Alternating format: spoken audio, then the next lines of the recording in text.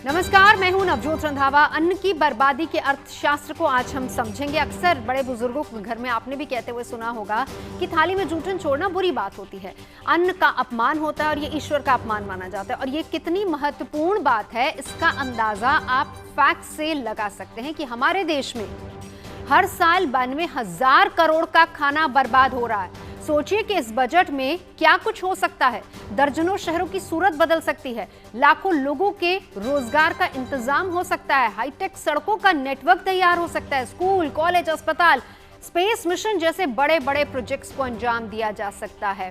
और इतना ही नहीं, इस बजट में एक दो नहीं बल्कि 920 वंदे भारत रेल सेवा से जुड़ सकती है। सिर्फ एक आदत बदलने से इतना सब कुछ हो सकता है।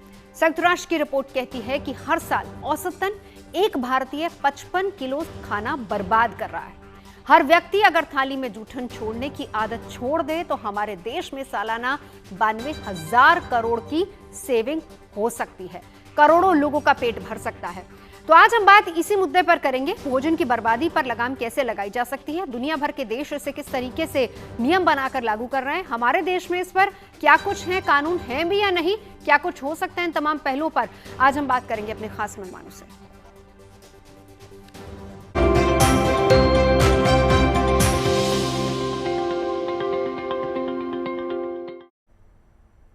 ये चर्चा वैसे हम अपने घरों में करते आए हैं, सुनते आए हैं, हमारे माता पिता अक्सर हमें इंस्ट्रक्शंस देते हैं, लेकिन असल में आज ये मुद्दा क्यों उछल रहा है बताते हैं आपको। पुणे के एक रेस्टोरेंट ने एक दिलचस्प पहल की है। एक नया नियम लागू किया है कि अगर प्लेट में खाना छोड़ा तो फिर 20 रुपए की पेनल्टी लगेगी। सोशल मीडिया पर इसे लेकर बहुत सारे रिएक्शंस आए। किसी ने पुणे के रेस्टोरेंट के इस नियम की तारीफ की तो किसी ने कहा कि ये बेवजह का नियम है। वैसे खाने की बर्बादी को लेकर चिंता कोई नई बात नहीं, इससे पहले भी खाने की बर्बादी को रोकने की बहुत सारी कोशिशें की गई हैं। दरअसल खाने की बर्बादी पूरी दुनिया की एक बहुत बड़ी समस्या है। अब संयुक्त राष्ट्र के 2021 के फूड वेस्ट इंडेक्स को ही देख लीजिए। अन्न की कुल बर्बादी में घरों की हिस्सेदारी 60% है। मतलब ये कि सबसे ज्यादा जो खाना बर्बाद हो रहा है वो हमारी किचन से, हमारे घर से ही बर्बाद हो रहा है। फूड वेस्ट करने के मामले में फिर फूड सर्विस और रिटेल वालों का सबसे बड़ा हाथ है। खान पान से जुड़े उद्योग यानी कि फूड सर्विस के दौरान रेस्टोरेंट, कैफे, स्कूल, अस्पताल और दूसरे सार्वजनिक जगहों पर 28% तक खाने की बर्बादी होती है। तो अन्न की कुल बर्बादी में खाद्य उद्योग से जुड़े रिटेल चेन व्यवस्था की हिस्सेदारी 12% तक है। तो चलिए, इससे पहले कि हम आगे बढ़े, फूड वेस्टेज को लेकर आम जनता क्या सोचती है, आम लोग क्या सोचते हैं, पुणे की एक रेस्टोरेंट ने जो ये पहल की है उस पर लोगों की राय क्या है, एक बार वो देख लेते हैं।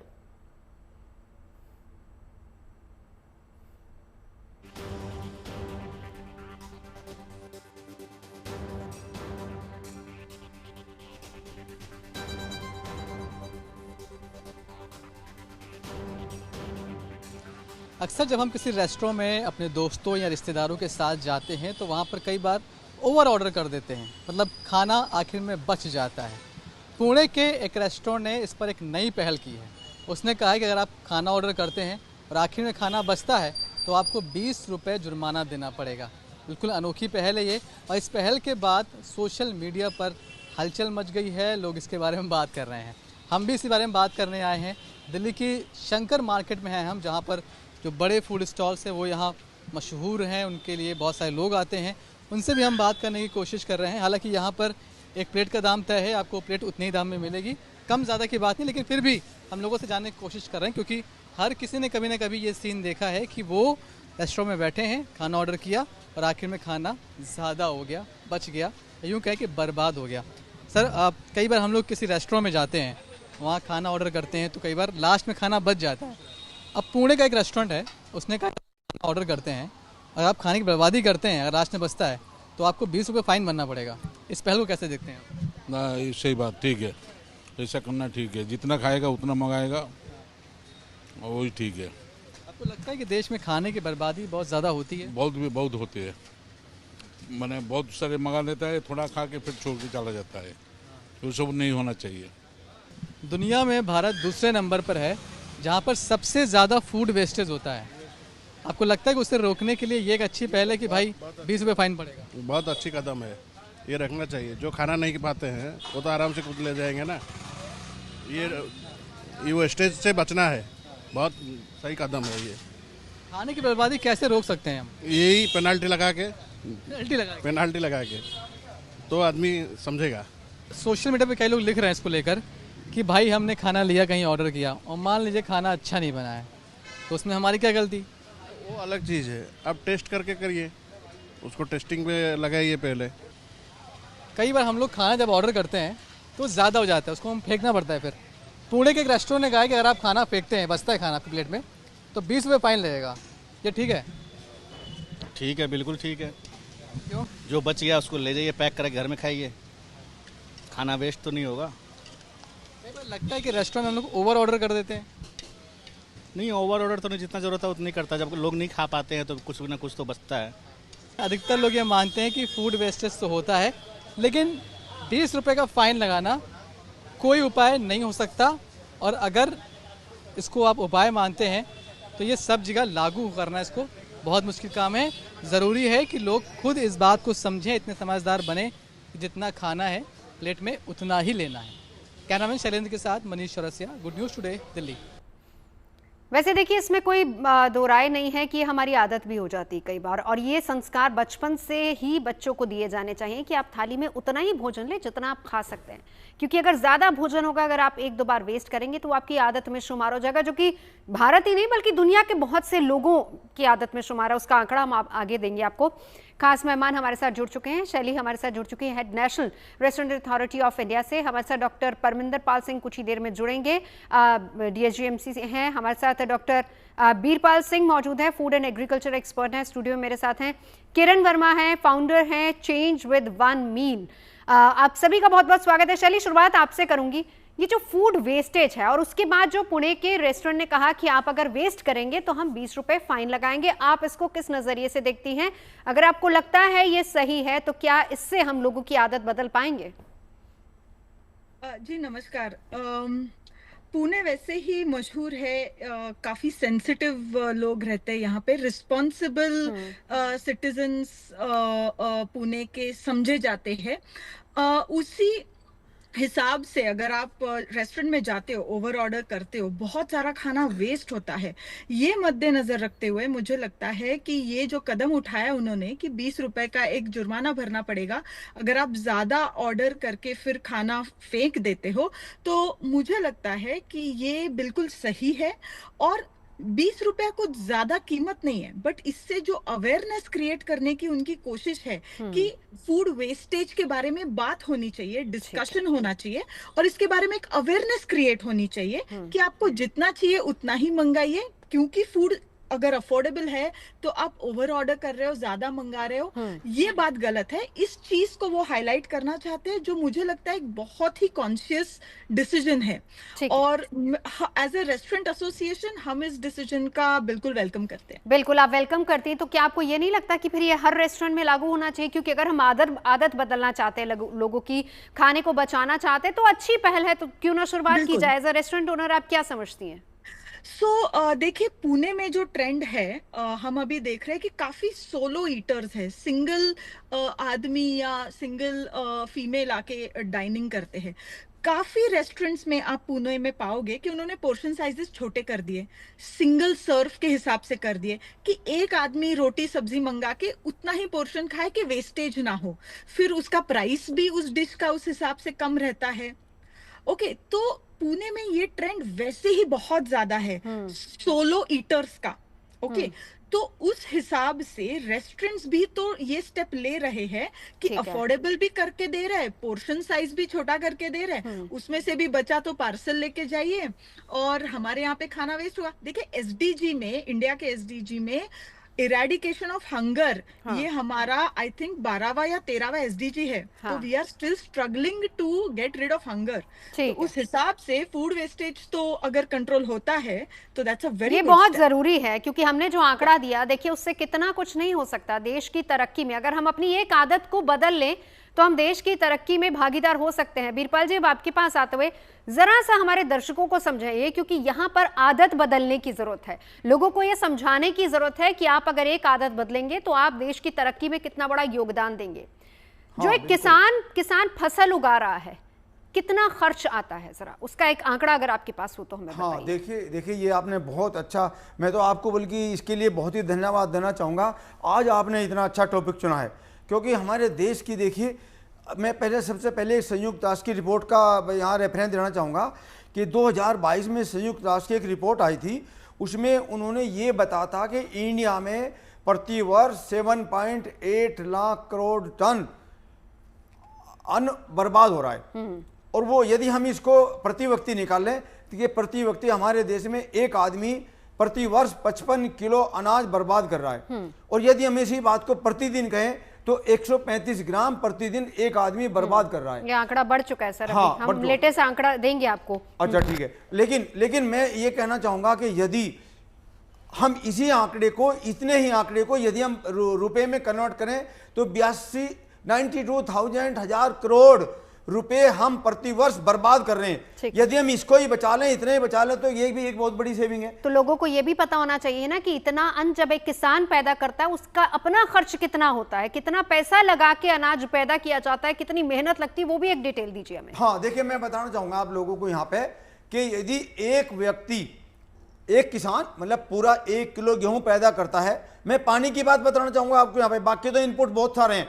एक किसान 1 किलो गेहूं पैदा करने में, नहर की जो खेती कर रहा है वो 495 लीटर प्रति किलो गेहूं पैदा करने में पानी लगा रहा है। एक किसान वो है जो अपनी बिजली की खेती से खेती कर रहा है, वो 588 लीटर पानी से 1 किलो गेहूं पैदा कर रहा है। एक किसान वो है जो अपनी बिजली की ट्यूबवेल निजी, उसका 613 लीटर पानी 1 किलो गेहूं पैदा करने में लगा रहा है। और एक किसान वो है जो डीजल इंजन से भी अपनी खेती करते थे, हालांकि जब कम हो गए, ग्राउंड वाटर बहुत डाउन चलेगा, तो वो भी 549 लीटर प्रति किलो गेहूं पैदा करने में इनपुट लगा रहा है। और बाकी देखो खाद है, बीज है, लेबर है, ये सब तो अलग रहे अभी जोड़ के तो बहुत पहला, और उस पर किसान की मेहनत अलग। तो लेकिन यदि हम इतना भी बचा लें तो ये भी एक कम अमाउंट नहीं है, बहुत बड़ा अमाउंट है, और उस पर किसान की मेहनत अलग होती है। एक बार जरा किरण जी आपके पास आना चाहूंगी। आपका एक एनजीओ है जिसमें चेंज विद 1 मील, सोच आपकी ये थी कि हम एक मील भी अगर किसी को खिला पाए तो हम बहुत बड़ा बदलाव ला सकते हैं। अब अमूमन कितनी मील्स आप लोगों को खिला पाते हैं, एक दिन में कितने लोग आते हैं? और यहाँ पर क्योंकि हम वेस्टेज की बात कर रहे हैं, तो क्या वहां पर भी ऐसा कुछ वेस्टेज को लेकर कोई रूल रखा हुआ है? हमारे यहाँ पर वेस्टेज के लिए 200 रुपए की पेनल्टी है। अमूमन ये देखा जाता है कि जहाँ अनलिमिटेड खाना दिया जाता है वहाँ पर खाने की बर्बादी बहुत होती है, और ये शुरुआत में हमसे हुई भी। लेकिन फिर जब हमने देखा कि 1000 लोगों को खाना खिलाने के बाद इतनी वेस्टेज हो रही है खाने की, तो हमने सिर्फ एक बोर्ड लगाया जहां हमने लिखा कि अगर खाना छोड़ा या वेस्ट किया तो 200 रुपए की पेनल्टी लगेगी। आप यकीन नहीं मानेंगे, जहां हम दिन में 50-60 किलो से ज़्यादा का फूड वेस्टेज देख रहे थे, आज वो 1 किलो भी नहीं होता। मतलब वो भी क्योंकि अच्छा, एक चीज और, एक जरा मुझे और आंकड़ा दीजिए, क्योंकि मैं आपको बताऊं कि गुड न्यूज टुडे की टीम पिछले साल दीपावली पर हम पहुंचे थे 1 मील तक, और हमने देखा था वहां किस तरीके से किरण बहुत से लोगों को खाना खिलाते हैं और बिल्कुल वेस्टेज वहां पर नहीं होती। क्या एस्टिमेट आप लोग लेके चलते हैं और किस तरीके का पूरा अर्थशास्त्र है, कैसे मेंटेन करते हैं कि कोई फूड वेस्ट ना हो, और अगर कहीं बच जाए तो उसका क्या विकल्प रहता है?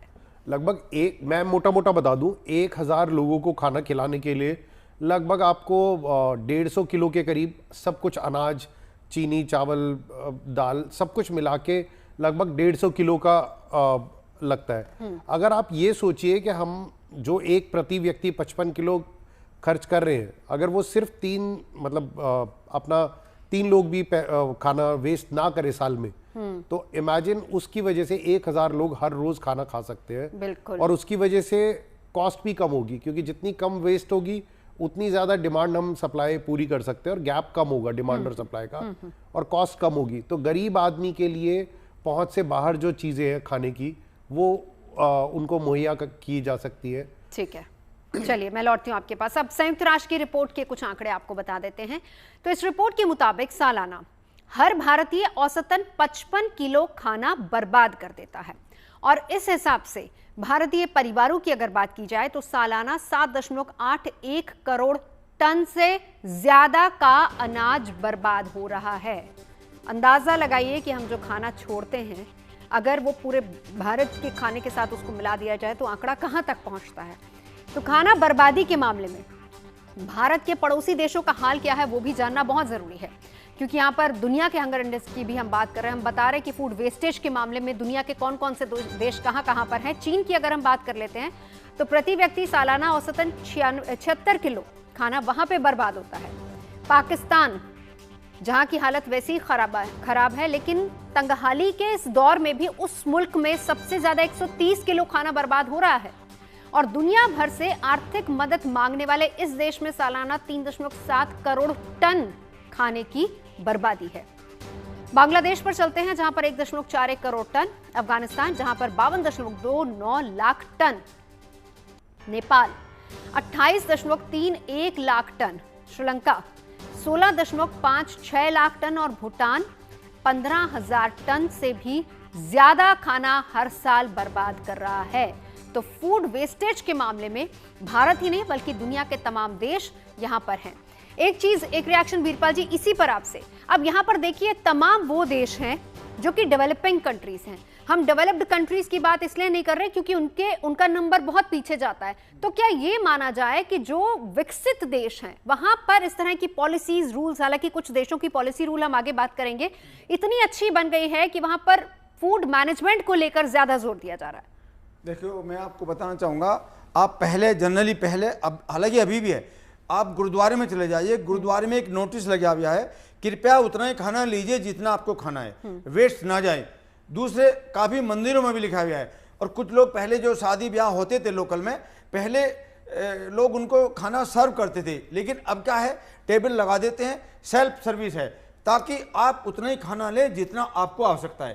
तो ये सब आदतें लोगों को बदलनी पड़ेंगी, बदलनी चाहिए, और ये खाना वेस्ट ना किया जाए, ताकि हमारे दूसरे जो कुपोषित लोग हैं, देखो एक आंकड़ा और दूंगा मैं आपको, हमारी पूरी दुनिया में जितना अनाज उत्पादित होता है उसका 40% वेस्ट हो रहा है। बिल्कुल, देखो कितना बड़ा आंकड़ा है। और हमारी देखो, जैसे आपने बताया, मैं भी बता के, भारत में प्रति व्यक्ति प्रति वर्ष 55 किलो वेस्ट हो रहा है।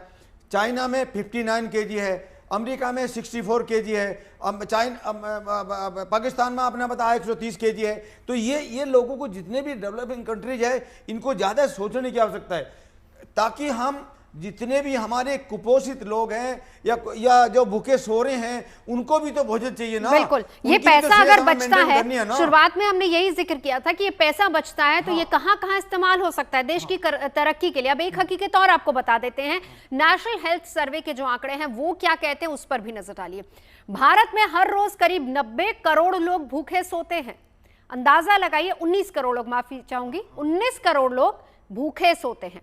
2022 की आईसीएमआर की जो रिपोर्ट है उसमें ये क्लियरली लिखा हुआ है कि भारत में 19 करोड़ लोग ऐसे हैं जिन्हें रोज 3 वक्त की रोटी नसीब नहीं होती है, और इनमें से भी 34% तो 5 साल से कम उम्र के बच्चे हैं।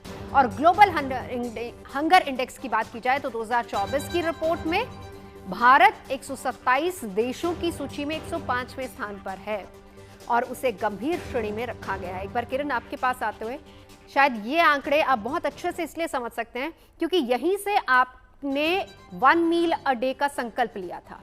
इस वक्त कितने लोग आपके पास वहां पर आते हैं जिनको आप खाना खिला पाते, स्पेशली जो पूरा एरिया है? क्या मैं ये कह सकती हूँ कि उस एरिया में मैक्सिमम लोगों को जो जरूरतमंद है, जिनको खाना नहीं मिल रहा है, कि आप उनको सही तरीके से फीड करा पा रहे, कितने समय? देखिए, हमने पूरा इकोसिस्टम बहुत धीरे धीरे डेवलप किया। जब आपको याद होगा, लॉकडाउन से पहले वहाँ दंगे हुए थे मौजपुर में, तो उन दंगों के चलते बहुत सारे ऐसे परिवार थे जिनको खाना नसीब नहीं हो रहा था, एक्सेसिबिलिटी की प्रॉब्लम थी। सो इस वजह से हमने ये शुरुआत की थी।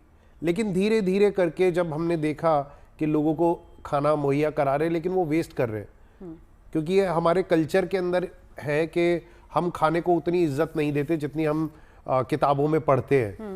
अन्नदान महादान बोला तो जाता है, लेकिन मानते कितना है, बहुत कम।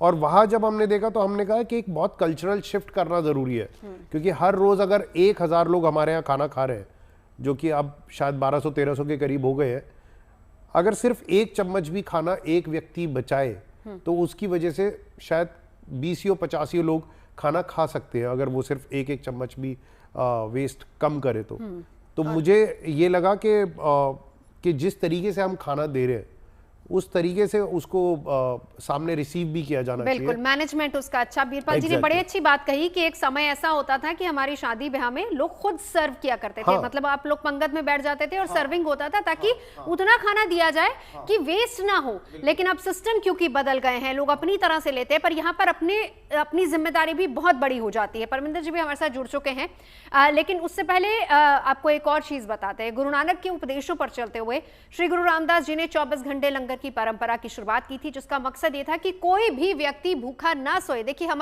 हमारी संस्कृति में, हमारी परंपराओं में ये चीज है, अन्नपूर्णा की पूजा की जाती है और अन्न का भी सम्मान किया जाता है, और इसीलिए गुरु के लंगर में आम लोग भी सेवा करते हैं। दिल्ली के बंगला साहिब गुरुद्वारे के एक आंकड़े हैं जो आपको बता देते हैं। यहाँ पर भी यह है कि कोई भी भूखा ना सोए। तमाम श्रद्धालु जो आते हैं यहाँ पर भरपेट भोजन करके जाएं। महामारी के वक्त भी बहुत सारा खाना यहाँ पर लोगों के लिए बना था और लोगों को सर्व भी किया गया था। गुरुद्वारे की सामुदायिक रसोई में एक अनुमान के मुताबिक हर दिन 75,000 से ज्यादा लोग भोजन करने आते हैं, और भोजन तैयार करने के लिए रसोई में हर दिन 1600 किलो आटा, 1200 किलो चावल, 700 से 800 किलो दाल का उपयोग होता है। और इसके बाद ये भोजन दिल्ली एनसीआर में जरूरतमंद लोगों तक भी पहुंचाया जाता है। जो लोग नहीं आ सकते हैं वहां पर, उनको भी भोजन वहां पर उपलब्ध कराया जाता है।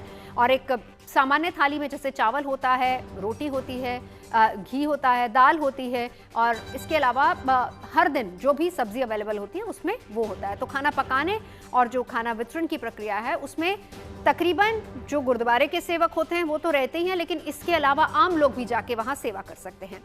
खास मेहमान हमारे साथ जुड़े हुए हैं तमाम, जिनसे हम चर्चा कर रहे हैं। हमारे साथ इस वक्त परमिंदर जी भी जुड़ चुके हैं। बहुत बहुत स्वागत है आपका। हम यहाँ पे चर्चा ये कर रहे हैं, डॉक्टर परमिंदर पाल सिंह, ये स्पोक्स पर्सन है डीएसजीएमसी के। परमिंदर जी, चर्चा ये हो रही है खाने वेस्ट को लेकर।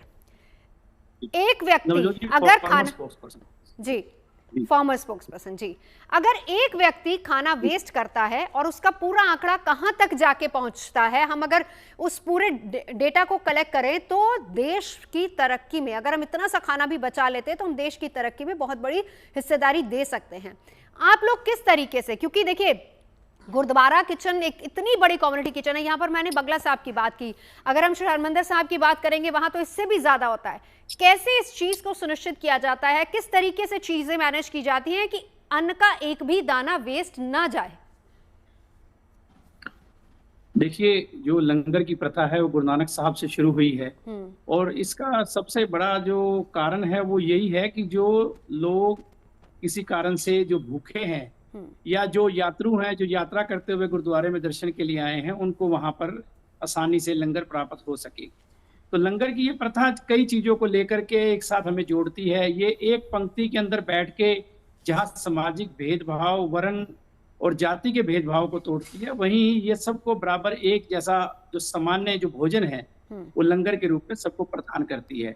जो बात आपने कही कि खाने की खराबी से बचने के लिए जो काम किए जाते हैं, उसमें सबसे बड़ी बात यह है कि लंगर उतना ही लेना चाहिए जो हमारे यहाँ लिखा भी जाता है लंगर हालों में बाकायदा, कि जितनी जरूरत है, जितनी आपकी भूख है, उतना आप लंगर जरूर लें और फालतू वेस्ट ना करें। इस बात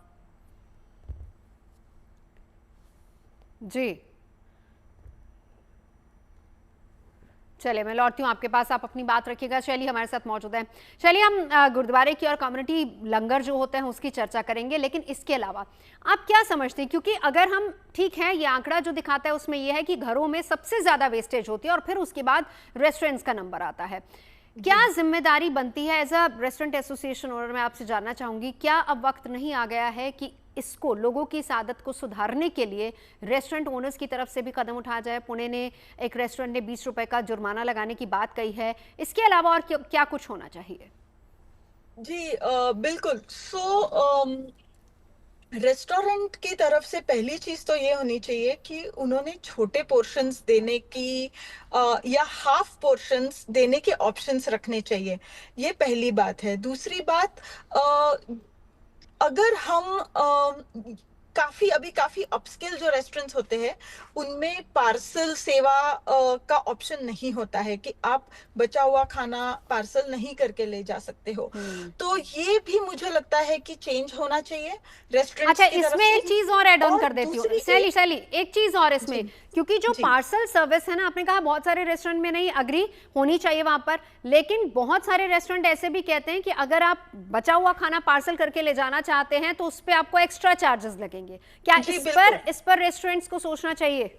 जी बिल्कुल सोचना चाहिए। एक्स्ट्रा खाना अगर बचा हुआ खाना जिसके लिए कस्टमर पे कर रहा है, अगर वो बचता है तो उन्हें बेशक उन्हें वो फैसिलिटी देनी चाहिए जहां पे वो पार्सल करके घर ले जाए। इसके ऊपर चार्ज मैं पर्सनली करना पसंद नहीं करती हूँ। लेकिन एज एन एसोसिएशन हम इन पॉइंट्स पे या इन चीजों पे डेफिनेटली सोचेंगे। ये बदलाव अगर कस्टमर्स की तरफ से ड्राइव होके आ रहा है तो मुझे लगता है कि डेफिनेटली इनमें सुधार आनी चाहिए।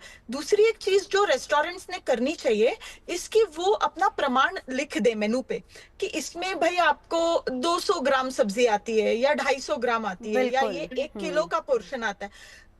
जब आप ऐसा ट्रांसपेरेंटली लिख देते हो आपके मेन्यू में, तो कस्टमर को भी आसानी होती है ये डिसाइड करने में कि उसको कितना खाना मंगाना है। आज मैं अगर 10 लोगों के लिए ऑर्डर कर रही हूँ तो मुझे नहीं है अंदाजा कि मैंने कितनी सब्जियां लेनी चाहिए और कितनी क्वांटिटी में लेनी चाहिए। तो रेस्टोरेंट्स ने ये ट्रांसपेरेंसी, मेन्यू पोर्शंस का ट्रांसपेरेंसी रखना भी उतना ही जरूरी है।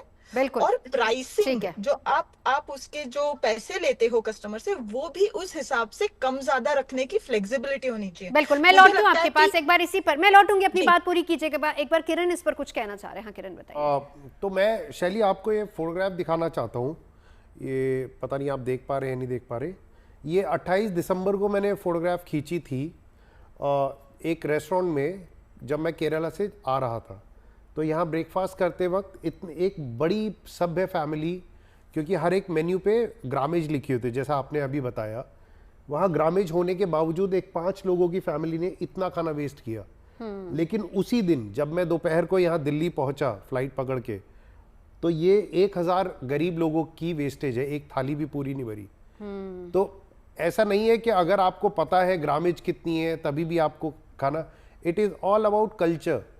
हम लोग किस तरीके का कल्चर बनाते हैं। अब आप जापानीज बच्चों को देखिए, वो अपने स्कूल की सफाई करते हैं, जबकि वही चीज अगर हम अपने कल्चर में देखें तो हम अगर अपने क्लासरूम को साफ करें तो वो शायद एक मुद्दा बन जाएगा देश का। बिल्कुल, राइट। बिल्कुल। तो ये कल्चर की बात है कि हम किस तरीके से देख रहे हैं अन्नदान को, या हम अगर अन्न की बात करें तो हमारे भारतीय सभ्यता के अंदर हर धर्म ने इसको बहुत ऊपर रखा है, उसके बावजूद हम कहाँ किस तरीके से ट्रीट कर रहे हैं। शैली, आपकी बात भी सही है कि ग्राम्स वहां पर मेंशन होने चाहिए। हालांकि कई जगह पर पोर्शंस मेंशन होते हैं, जब हम कुछ ऑर्डर करते हैं तो उसमें ये बताया जाता है कि सर्विंग फॉर 1 और सर्विंग फॉर 2, लेकिन ग्राम्स की आपने चर्चा की। किरण की बात भी यहाँ पर सही है कि वो लिखा होने के बावजूद कैसे एक परिवार इतना सब कुछ ऑर्डर कर देता है और फिर वो वेस्ट जाता है।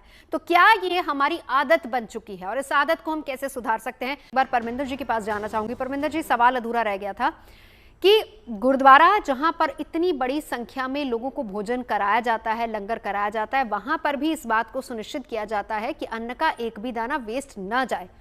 कैसे मैनेज होती है चीजें? देखिए, ये सारी जो कवायद है, जो लंगर जो रोजाना बनाते हैं उनको तरफ से पूरा ध्यान रखा जाता है कि अन्न की बर्बादी ना हो, जो सेवा करते हैं उसमें, और वो पूरा ध्यान रखा जाता है। उसके बाद में जब लंगर जो सेवा करते हैं, जो बांटते हैं, उनकी भी पूरी कोशिश रहती है कि जितनी कोई जरूरत है, जितना कोई मांग रहा है उसको उतना ही सर्व किया जाए। अगर कोई 1 रोटी लेना चाहता है या 2 लेना चाहता है उसको उसी हिसाब से दिया जाए, और दाल सब्जी भी उसको उसी हिसाब से दी जाए जितनी उसको जरूरत है। अब ये हम आमतौर पर देखते हैं कि हमारे जो सेवादार हैं वो कोशिश करते हैं कि जरूरत के हिसाब से जिसको जितना भी चाहिए उसको उतना दिया जाए। लेकिन इसमें कोई भी वो थाली वाला सिस्टम नहीं है कि हम किसी को जबरदस्ती हम कुछ भी डाल के आइटम में डाल कर देंगे। जिसने जो लेना ले ले, किसी ने चावल लेना लेगा, किसी सब्जी लेनी है लेगा, किसी ने दाल लेनी है जिसने वो अपने हिसाब से ले सकता है। तो एक सबसे बड़ा कारण इसमें ये है कि हमारे यहाँ क्योंकि ये लंगर सेवा गुरु साहब के समय से शुरू हुई है, और इसमें सबसे बड़ा योगदान जो है, जो 2 चीजों का है, सामाजिक तौर पर और धार्मिक तौर पर। एक तो यहाँ किसी भेदभाव के बिना में यहाँ पर सबको एक समान एक जैसा सबको एक ही लाइन के अंदर बैठ करके खाना खाने का मौका मिलता है।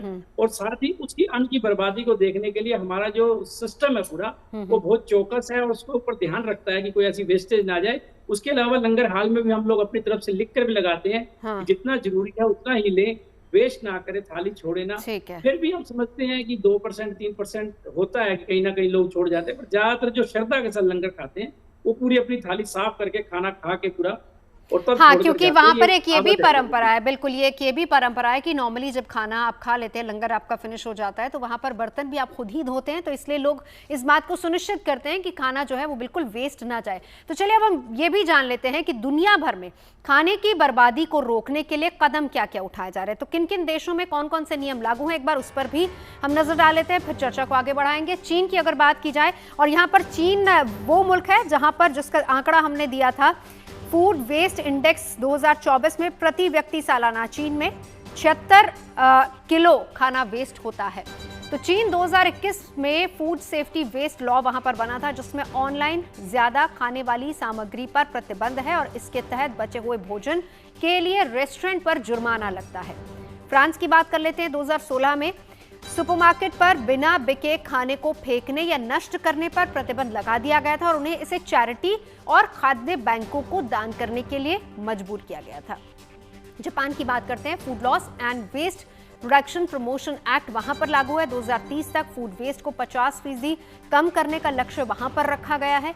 दक्षिण कोरिया, जहां पर 2013 से फूड वेस्ट रिसाइकिल प्रोग्राम लागू है और इसके तहत फूड वेस्ट के सही इस्तेमाल की नीति को अमल में लाया गया था। सिंगापुर, जहां पर 7 अगस्त 2024 को भोजन की बर्बादी को कम करने के लिए योगदान देने के लिए गुड समरिटन फूड संसद में पेश किया गया था और ये बिल फूड डोनर्स की सेफ्टी को सुनिश्चित करता है। ये भी जान लेते हैं कि दुनिया भर में खाने की बर्बादी को रोकने के लिए कदम क्या क्या उठाए गए हैं। ये तमाम चीजें हमने आपको बताई हैं। अब एक बार जरा बिरपाल जी आपके पास आते हुए, देखिए ये तो नियम है, क्या अब वक्त आ गया है, क्योंकि जो आंकड़ा आज हम देख रहे हैं वो वाकई चौंकाने वाला है, क्या वक्त आ गया कि हमारे देश में भी खाने की बर्बादी को लेकर एक सख्त कानून बनना चाहिए? एक रेस्टोरेंट ने ये पहल की है, क्या सबको ये पहल नहीं करनी चाहिए? हालांकि ये जिम्मेदारी हमारी अपनी, हमारी नैतिक जिम्मेदारी ये बनती है।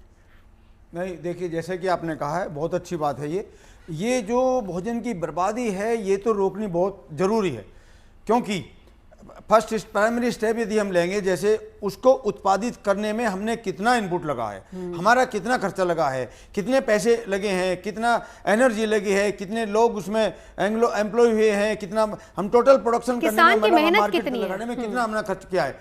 दूसरे, जैसे आपने बताया कि हमारे देश में 19 करोड़ लोग डेली भूखे सोते हैं। यदि हम बर्बाद होने वाले खाने को बचा लें तो हम इस खाने को 30 करोड़ लोगों को खिला सकते हैं।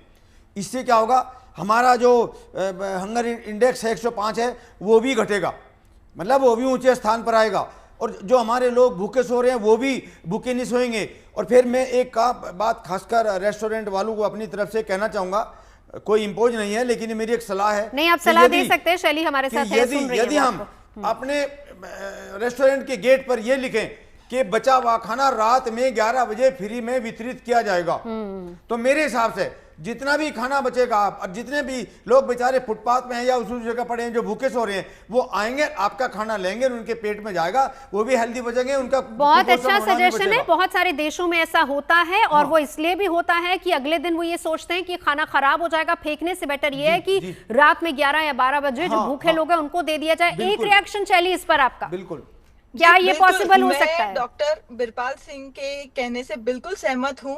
अगर ज्यादा से ज्यादा रेस्टोरेंट्स इस तरीके के नुस्खे अपनाएं तो डेफिनेटली फूड वेस्टेज को कंट्रोल किया जा सकता है। इनफैक्ट पूना में रॉबिन हुड आर्मी मेरे हिसाब से 300 से 350 रेस्टोरेंट्स के साथ जुड़ा हुआ है, जो यही काम करता है कि रेस्टोरेंट्स में ताज़ा बनाया हुआ जो एक्स्ट्रा खाना है वो ये रॉबिन हुड आर्मी के वॉलंटियर्स जाके गरीबों में या जो भी भूखे हैं उनमें बांटते हैं। ये काम डेली होता है। एंड बिल्कुल अगर रेस्टोरेंट्स पर्सनली इस चीज पे ध्यान दें तो जैसे बिरपाल जी ने कहा, कोई भूखा नहीं सोएगा। बिल्कुल, एक रिएक्शन इस पर किरण आपका भी। देखिए, हमने ये जो इसका है बहुत समर्थन किया है जो पुणे में मुहिम करी है, क्योंकि हम ऑलरेडी 4 साल से वो प्रैक्टिस कर रहे हैं और हमने अपना फूड वेस्टेज को कम करने के लिए जो सब्जी कटती है, साफ होती है, उसका वेस्टेज भी हम गौशाला जो हमारे पास में ही है हम उसमें देते हैं। जो भी आटा बचता है उसको वहाँ देते हैं। और हमारा मकसद यही होता है कि लोगों के अंदर एक ऐसा कल्चर शिफ्ट लाया जाए ताकि वो फूड को वेस्ट ना करे। और मैं अभी भी समर्थन करूंगा जो पुणे में रेस्टोरेंट ने पहल की है। बीरपाल जी के सजेशन पर क्या कहेंगे आप? मैं बिल्कुल उनसे सहमत हूँ, क्योंकि जिस तरीके से हम लोग लाखों करोड़ों मेट्रिक टन फूड वेस्ट कर रहे हैं, इससे हंगर इंडेक्स ना सिर्फ खत्म होगा बल्कि साथ ही साथ फूड की जो कॉस्ट है वो भी बहुत कम हो जाएगी।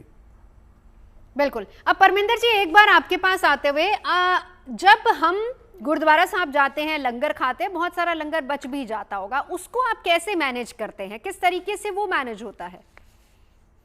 नहीं, आमतौर पे ऐसा होता है, बहुत कम है कि कभी कोई लंगर बच जाए। वैसे तो हमारे पास दो तरीके होते हैं लंगर में। एक तो पूरा जो लंगर एकदम जो बन जाता है, पक जाता है, और एक जो आधा पका होता है, उस हिसाब से हम देखते हैं। संगत जिस तरीके से आती जाती है उसको उसी हिसाब से आगे बढ़ाया जाता है। तो कोशिश यही रहती है कि उसको वेस्टेज ना हो, और ये एक तरीका है कि हम उसको कम से कम जितनी जरूरत है उस हिसाब से उसको आगे बढ़ाएं। खास करके जो सब्जी है, दाल है, वो तो मौके के हिसाब से डिसाइड होती है कि आज इतना संगत आने की उम्मीद है, इतने हिसाब से बनेगी। तो अगर लगता है कि संगत ज्यादा है, गुरुद्वारा साहब में है, तो उस समय वो तत्काल प्रबंध उसके किए जाते हैं और वो किया जाता है। मतलब वेस्टेज का सवाल तो मेरे को नहीं लगता है। हाँ, बाकी जो साथी पैनलिस्ट ने कहा उसमें मैं एक बात जोड़ना चाहता हूँ कि कोई ऐसा भी एक मेन्यू डिसाइड करने की सरकार के ऊपर या कानून के ऊपर भी कोई जिम्मेवारी होनी चाहिए कि जो हम बेइंतहाशा शादियों में और जो और जगह पे हम जो फूड की बर्बादी करते हैं और जो 50, 60, 100 आइटम लगाकर उसको बिग फैट वेडिंग का एक रूप दे देते हैं, उसमें भी एक लिमिटेशन होनी चाहिए कि हमें किस जगह पर कितना खाना बनाना है, क्योंकि ज्यादातर खाना हर एक आदमी खा नहीं सकता। बहुत बढ़िया। तो वो भी एक वेस्टेज का बहुत बड़ा कारण है, उस बारे में भी जागरूकता की, और अगर उसमें कोई कानूनी प्रावधान भी जुड़ जाए तो ज्यादा अच्छी बात है। बिल्कुल। मैं अब इसमें एक और चीज ऐड ऑन करना चाहूंगी कि बीरपाल जी, आपने कहा था ना कि पहले शादियों में ऐसा होता था कि पंगत में बिठा के दिया जाता था, फिर उसके बाद टेबल लगने लग गया। तो ये जो शोशेबाजी ज्यादा हो गई ना, और दूसरा, अगर मैं गलत नहीं हूं, किरण मेरे को क्लियर कीजिएगा, यहाँ पर परमिंदर जी बड़ी अच्छी बात कर रहे हैं। वो कह रहे हैं कि शादियों में इतने सारे मेन्यू की कोई जरूरत नहीं होती है। एक और चीज, जब हम रेस्टोरेंट में जाते हैं तो ये भी तो रहता है ना कि हम कितनी डिशेज ऑर्डर करें। हर किसी में ये एक रहता है कि हम 10 डिशेज ऑर्डर करें, हम 15 डिशेज। इसकी क्या जरूरत है? क्या ये सोच नहीं बदलनी चाहिए? दोनों बातों का जवाब जो परमिंदर जी ने कहा और जो मेरा सवाल है। बहुत खूब बोला सर ने, और मैं अग्री भी करता हूं। लेकिन यहाँ पर एक देखना कि आजकल जो एक कल्चरल एक फिनोमेना चल गया है कि आप रेस्टोरेंट में जाते हैं, इंस्टाग्राम के लिए फोटोग्राफ खींचते हैं और आप ऑर्डर इतना कर लेते हैं जो आप खा नहीं सकते, आपको जानते हुए भी कि आप सिर्फ 2 पोर्शन खा सकते हैं, 3, लेकिन जस्ट बिकॉज क्योंकि आप एक फैंसी रेस्टोरेंट में आए हैं और बार बार आने का मौका नहीं मिलेगा, आप बहुत सारा खाना मंगा लेते हैं। इंस्टाग्राम रील भी बनानी है। सो उसी के चलते जो ये एक नई पीढ़ी ने शुरू किया है, ये गलत है। और मैं अपने भी जितने भी दर्शक हैं उनको भी बोलना चाहूँगा कि पैकेजिंग और जो भी आप खाना फूड डिलीवर भी कर रहे हैं, अक्सर आपने देखा होगा रेस्टोरेंट में खाना बचा हुआ हम पैक कर लेते हैं और रोड पे चलते हुए या तो किसी को दे देते हैं, और कोई नहीं मिलता तो वो पड़ा रहता है गाड़ी में या कहीं, और वो फिर बाद में डंप कर दिया जाता है। अगर आपकी इंटेंट अच्छी है, आप सही नीयत से कर रहे हैं, तो सिर्फ एक रोटी भी बचे तो वो किसी भूखे को दे दे, जानवर को दे दे, या किसी फूड बहुत सारे हैं जैसे जोमेटो का फीडिंग इंडिया है, या अभी रॉबिनहुड आर्मी बताया, ये बहुत जगह नाना जगह से कलेक्ट करके फूड ज़रूरतमंदों को देते हैं। हमारे पास भी जब कभी खाना बच जाता है नवरात्रों में, क्योंकि वहाँ व्रत होते हैं बाकी और मौक़ों पे, तो हम भी जाते हैं जहाँ झुग्गी बस्ती है या वृद्धाश्रम है, वहाँ पर हम लोगों के साथ खाना शेयर करते हैं। ये इंश्योर करते हैं कि आखिरी दाना भी कोई वेस्ट ना हो। और यही शायद हमारे हम सब लोगों को करना चाहिए। अगर इसके लिए पेनल्टी लगानी पड़े या आपको कोई चालान लेना पड़े, इस तरीके के प्रावधान रखने पड़े, कोई गलत नहीं है। सरकार से हम अक्सर उम्मीद लगाते हैं कि वो कानून बनाए, वो हमारे लिए रास्ते दिखाएं, लेकिन क्यों सरकार को ही बीच में आने की जरूरत है? हम अक्सर अपने राइट्स की बात करते हैं, रेस्पॉन्सिबिलिटी की बात कब करेंगे? क्योंकि हमारी जिम्मेदारी बनती है, नैतिक जिम्मेदारी है कि जिस किसान ने अपना खून पसीना बहा के वो अन्न हमारी टेबल तक पहुंचाया है, उस अन्न को खराब ना करें, उसकी कम से कम इज्जत करें, देश की इज्जत करें, क्योंकि ये देश की एक वो है, रिसोर्स है। बिल्कुल। वीरपाल जी, परमिंदर जी की बात को आगे बढ़ाते हुए, ये केवल एक जगह की बात नहीं है कि चाहे वो रेस्टोरेंट हो, शैली जी हमारे साथ थी, अभी दोबारा आएंगे, उनसे चर्चा करेंगे। सिर्फ एक रेस्टोरेंट की बात नहीं, उनकी बात बहुत सही है कि जब बड़ी बड़ी शादियों में हम जो बिग फैट इंडियन वेडिंग की आजकल कंसेप्ट भी चल गया है, बहुत सारा मेन्यू होता है, उसमें सबसे ज्यादा वेस्टेज होती है और आंकड़े भी बिल्कुल वही बताते कि कहाँ सबसे ज्यादा वेस्टेज हो रही है। वहां पर रोक नहीं लगाई जा सकती क्या? नहीं, रोक नहीं लगाई जा सकती, लेकिन जनता को जागरूक किया जा सकता है। पहले ही रेस्टोरेंट में हो या आपकी शादी ब्याह हो या कोई भी फंक्शन हो, उसमें एक जरूर लेबल लगना चाहिए कि प्लीज उतना ही लें जितना खाएं। कोई भी अन्न बर्बादी होना बहुत ही पाप है, हमें कहना चाहिए पाप है। तो और ये भी सुनना चाहिए कि एक किसान रात और दिन मेहनत करके आपके लिए खाना, वो अनाज उत्पादन करके ला रहा है, उसकी भी सोचिए। देखो हमारे देश में घटता हुआ जोत का आकार, बढ़ती हुई जनसंख्या, घटते हुए नेचुरल रिसोर्सेज और बढ़ती हुई डिमांड फूड, उसको भी ध्यान रखना पड़ेगा। कितना हम इनपुट लगा रहे हैं, कितनी हमारी जनता को भरपेट भोजन किस तरह हम दे रहे हैं, उसका भी एक हिसाब रखना पड़ेगा कि हम कितना इनपुट लगा रहे हैं, क्या हम उसका यूज कर रहे हैं कि हम, ताकि अपनी जनता को नहीं, यदि अधिक ना लेकर हम बहुत ही स्वास्थ्य भोजन आपको देंगे, बहुत अच्छा खाना देंगे, तो आप स्वस्थ भी रहेंगे, कोई बीमारी भी नहीं होगी। हाँ। आप कुपोषण से भी बचेंगे, जैसे देखिए और सबको भरपेट खाना भी मिल जाएगा। शैली जी हमारे साथ जुड़ चुकी है। शैली जी, आपने ठीक है, शैली जी हमारे साथ नहीं, वीरपाल जी अपनी बात पूरी कर लीजिए। तो जैसे मैं आपको बताना चाहूंगा, 45 देशों के 5 करोड़ जनता भूख से ग्रसित रहती है। दुनिया भर में लगभग 82 करोड़ जनता कुपोषण से प्रभावित है। देखो, यदि उन लोगों को, जो कुपोषित लोग हैं बेचारे या जो भूखे सो रहे हैं, उनको भी खाना मिलेगा तो वो भी स्वस्थ होंगे, उनकी भी कोई बीमारी नहीं होगी, आपका बर्डन नहीं होगा। तो इसलिए हम उस खाने को वेस्ट करने की बजाय यदि हम उनको दें, जैसा मैंने बताया था अभी कि हर रेस्टोरेंट के ऊपर, हर होटल के ऊपर एक लेबल लगा हुआ हो कि रात 11 बजे के बाद आपको ये खाना फ्री में वितरित किया जाएगा। कृपया आप सभी लोग आएंगे और लेंगे और आराम से भरपेट खाएंगे। क्या ये हिंदुस्तान में पॉसिबल है? नहीं, ये बिल्कुल भी पॉसिबल नहीं है, क्योंकि ये कल्चर की बात है। क्योंकि हमारे यहाँ तो हर चीज कमर्शियलाइज है ना। हाँ, अलग विदेशों में, सर विदेशों में इसलिए पॉसिबल है क्योंकि वहां पर बहुत सख्त रूल है। करेक्ट। बहुत सारे ऐसे मुल्क हैं जहां पर बहुत सख्त रूल है कि आप एक दिन का बना खाना अगले दिन नहीं बेच सकते, नहीं तो आप पर वो इतनी ज्यादा पेनल्टी होती है रेस्टोरेंट या होटल ओनर पर कि वो कहते हैं कि उससे बेटर है कि हम किसी को दे ही दें। तो बहुत सारे केसेस आते हैं फूड पॉइजनिंग के, हम क्यों नहीं कर सकते ऐसा काम? हम भी तो कर सकते हैं। और फूड पॉइजनिंग, जो खाना वेस्ट रात में बच रहा है और वो अगले दिन आप गर्म करके फिर सर्व कर रहे हैं, तो उस पर भी तो हम प्रतिबंध लगाना चाहिए। बिल्कुल, उस पर लगना चाहिए। हाँ किरण बताइए। सर, मैं आपकी बात को यहाँ काटना चाहूंगा। रीजन बिकॉज अगर आप 11 बजे लिख देंगे,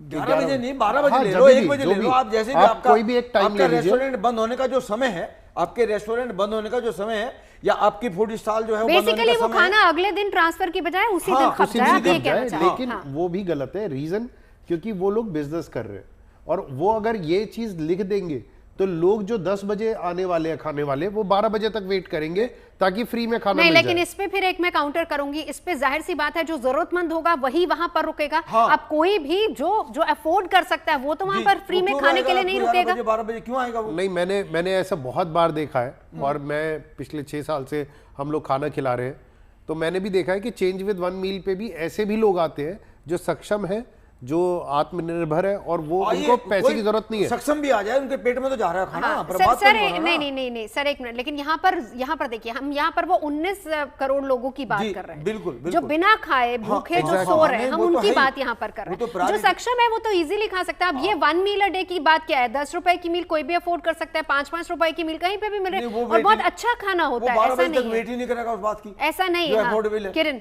नहीं, मुझे लगता है कि अभी अगर आप एक दिन खाना खिलाएंगे तो आप देख लेंगे, और शायद सर भी, परमिंदर सर भी मेरी बात से अग्री करेंगे कि इस तरीके का जो खाना है जो हम लोग कर रहे हैं 1 रुपए या मुफ्त में, यहाँ पर हम लोग किसी की जाति धर्म देख के नहीं खिला रहे, लेकिन जहाँ बिजनेस हो रहा है वहां पर वो उसको पैसा बनाना है, उसको अपने घर भी चलाना है। तो अगर उसके लिए फिर नियम की जरूरत होगी, जरूर है, लेकिन ये उनके लिए नियम होने चाहिए जो लोग पैसे के लिए खाना चला रहे हैं। जहां पर गुरुद्वारों की बात है या चेंज विद वन मील जैसे इनिशिएटिव्स की बात है, हम लोग कोशिश करें कि अपना एक कल्चर बनाए। जैसे सर ने बहुत अच्छे से बताया कि लोग अक्सर अपनी थालियां बिल्कुल साफ, मैंने खुद गुरुद्वारे में कहा है, एक दाना भी नहीं छोड़ते अक्सर लोग। तो वहां पर वेस्टेज कम है, वहां पर लगाम लगाने की जरूरत नहीं है। लगाम वही लगाने की जरूरत है जहां पैसा दे के लोग खा रहे हैं, क्योंकि कुछ लोग फ्लॉन्ट करके आपने एक्स्ट्रा खाना मंगा लिया, वो खाना डस्टबिन में चला जाएगा राधा किसी गरीब आदमी के पेट में जाने के। नहीं वो जैसे पुणे के रेस्टोरेंट ने क्या वो रूल कर दे, वो बहुत अच्छा रूल है। परमिंदर जी, इस पर क्या कहेंगे आप? जी जी, मैं बिल्कुल, जो बात अभी चल रही है उसमें बिल्कुल ठीक है बात, और हमें सारी चीजों का ध्यान रखना पड़ेगा कि हम जहाँ अनाज की बर्बादी को रोके, वहां पे अगर हो सके थोड़ा सा, मेरे ये भी मानना है कि हमें जो रोजमर्रा की चीजों में जो है अनाज का इस्तेमाल होता है, उसमें भी अगर कुछ सिस्टम से अगर काम किया जाए तो अनाज की बर्बादी को रोका जा सकता है। जैसे कि अब मैं एक छोटा सा उदाहरण देना चाहता हूँ कि जैसे हमारे यहाँ उत्तर भारत में गेहूं का उत्पादन होता है, और यहाँ पे 22-23 रुपए 24 रुपए किलो जो है किसान को एमएसपी का रेट मिलता है हरियाणा पंजाब में अगर हम माने तो। लेकिन अगर जो हम ब्रेड की बात करते हैं, जो हमारे दिल्ली शहर में अगर हम बात करें बिकती है, तो ब्रेड का रेट जो है 100 से 150 रुपए किलो तक है। तो ये एकदम जो रेट जो आटे का 35-40 रुपए किलो है, वो जाकर 150 रुपए 200 रुपए किलो हो जाती है ब्रेड। ये क्यों हो जाती है? इन चीजों पर भी थोड़ा सा हमें ध्यान देने की जरूरत है। जो किसान की हम बात कर रहे हैं कि वो अन्न उत्पादन करता है, उसके लिए वो तड़पता है, मौसम की मार से लेकर के हर तरह से वो हर तरह के वो धक्के खाता है, खाद से लेकर कीटनाशक तक लेने में, हर चीज में। लेकिन जो बड़ी कंपनियां, मल्टीनेशनल कंपनियां, उनको इस किसान की पीड़ा से कोई लेना देना नहीं है, उनको सिर्फ मुनाफाखोरी से। यहाँ पर सर वेस्टेज की आज हम चर्चा कर रहे हैं, आपकी बात ठीक है, लेकिन वो अलग मुद्दा है, हम मुद्दे से भटके नहीं, हम सिर्फ वेस्टेज की बात कर रहे हैं कि कैसे हम खाने की बर्बादी को रोक सकते हैं। इस पर क्या नियमों की जरूरत है? क्या सरकार को इस पर इनिशिएटिव लेना चाहिए, या ये हमारी जिम्मेदारी बनती है? एक एक रिएक्शन वीरपाल जी आपसे। जिम्मेदारी हमारी खुद की बनती है क्या? स्कूलों में वापस, हालांकि स्कूलों में भी इस बात को लेकर बच्चों को शिक्षित किया जाता है, घर में बार बार ये कहा जाता है उतना खाना लीजिए जितना आप खा सके, वेस्ट नहीं कीजिए, बावजूद इसके क्यों हमारी ये हैबिट बन गई है? देखिए, मैं कहना चाहूँगा, जैसे हम कोई भी इनपुट लगाते हैं, और हम तो रिसर्च के आदमी रहे, हम तो जानते हैं कि ऑप्टिमम यूटिलाइज मतलब उचिततम उपयोग, उस चीज़ का उचिततम उपयोग होना चाहिए, न कि बर्बादी। जो जहाँ पे बर्बादी हो रही है उसको उसी तरह के रूल हमें लगाने पड़ेंगे या इम्पोज करने पड़ेंगे, या उनको पहले एडवाइस करना पड़ेगा कि भाई ये बर्बादी से इतना बड़ा लॉस हो रहा है। सर होटल में तो रूल आप लागू कर देंगे, घर का क्या करेंगे फिर? नहीं, घर का भी हमें अपने घर में भी, घर तो सबसे पहले फॉलो करना पड़ेगा। घर में 45% है रेट जहाँ पर वेस्टेज है, घर सबसे ज्यादा है। बिल्कुल सही कह रहे हैं। नहीं, जैसे बच्चे हैं, या भाई बच्चे तो फिर भी आप उतना थोड़ा कंट्रोल नहीं कर पाएंगे, बच्चों को तो आप एडवाइस करेंगे तभी करेंगे, लेकिन हम जितने भी बड़े लोग हैं जो समझदार हैं उतना ही खाना लें थाली में। एक मिसाल पेश करनी चाहिए आपकी थाली में शेष ना सर, वक्त की कमी है। किरण ने क्लास कमेंट आपका इसी मैं इस तरीके से स्टैट्स पे तो काम नहीं करता, लेकिन इतना जरूर है कि लोगों का अगर व्यवहार बदल जाए, खाने के प्रति उनका कल्चर बदल जाए, तो शायद यहाँ पर 19 करोड़ जो लोग भूखे सो रहे हैं, उनमें से किसी को भूखा सोने की जरूरत नहीं पड़ेगी, क्योंकि ना तो किसी गुरुद्वारे के लंगर की जरूरत है, ना चेंज विद वन मील की जरूरत है सिर्फ हमारे व्यवहार को बदलने की, हमारे तरीके को बदलने की, ताकि फूड वेस्टेज ना हो। बिल्कुल, भरपेट हम लोग भी खाएं और सबको खिलाएं भी। बहुत बहुत शुक्रिया तमाम खास मेहमानों को साथ जुड़ने के लिए। तो अपनी आदत को बदलना है, शुरुआत खुद से करनी है। नियम बहुत सारे बन जाएंगे, लेकिन उन नियमों का फायदा कुछ नहीं होगा जब तक हम खुद को बदलेंगे नहीं। फिलहाल इतना ही।